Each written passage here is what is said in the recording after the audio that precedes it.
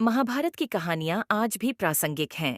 महाभारत में भगवान श्री कृष्ण के द्वारा बोले गए अनमोल वचन आज भी लोगों के जीवन में लागू होते हैं। महाभारत को पंचम वेद कहा जाता है।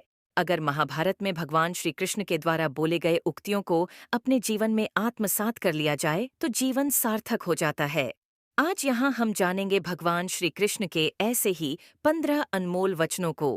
कर्म का फल व्यक्ति को उसी तरह ढूंढ लेता है जैसे कोई बछड़ा सैकड़ों गायों के बीच अपनी माँ को ढूंढ लेता है। दूसरा वचन, आत्मा न जन्म लेती है न मरती है, न इसे जलाया जा सकता है न ही इसे भिगोया जा सकता है, आत्मा अमर व अविनाशी है।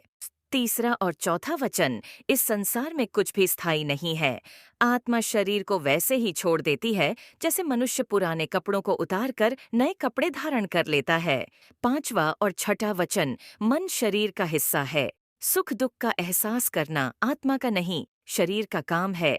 मान अपमान, लाभ हानि, खुश होना, दुखी होना सब मन की शरारत है। जब यह संसार ही स्थायी नहीं है तो इस संसार की कोई वस्तु कैसे स्थायी हो सकती है। सातवां और आठवां वचन, मैं सभी जीवों में विद्यमान हूँ, मैं चींटी में भी विद्यमान हूँ और हाथी में भी विद्यमान हूँ। सारे रिश्ते नश्वर हैं और केवल शरीर से जुड़े हुए हैं। जैसे ही व्यक्ति की मृत्यु हो जाती है, आत्मा शरीर को छोड़ देती है।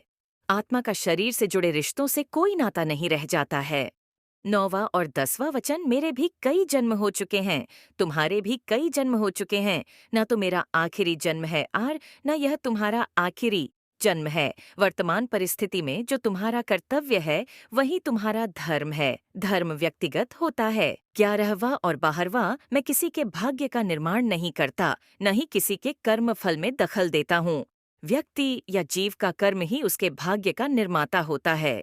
क्रोध इंसान का सबसे बड़ा शत्रु होता है। क्रोध आने पर इंसान की सोचने समझने की शक्ति खत्म हो जाती है। उस व्यक्ति के पतन में ज्यादा समय नहीं लगता।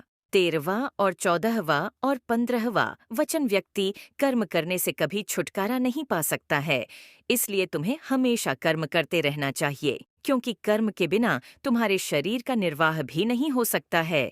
परिवर्तन ही संसार में स्थायी है, इसलिए परिवर्तन से नहीं घबराना चाहिए। मन को नियंत्रण में रखना किसी घोड़े के नवजात शिशु को नियंत्रण में रखने जितना कठिन होता है। यदि आपने यह वचन सुन लिए हैं तो एक अच्छा सा कमेंट जरूर लिखें और चैनल को सब्सक्राइब करना न भूलें।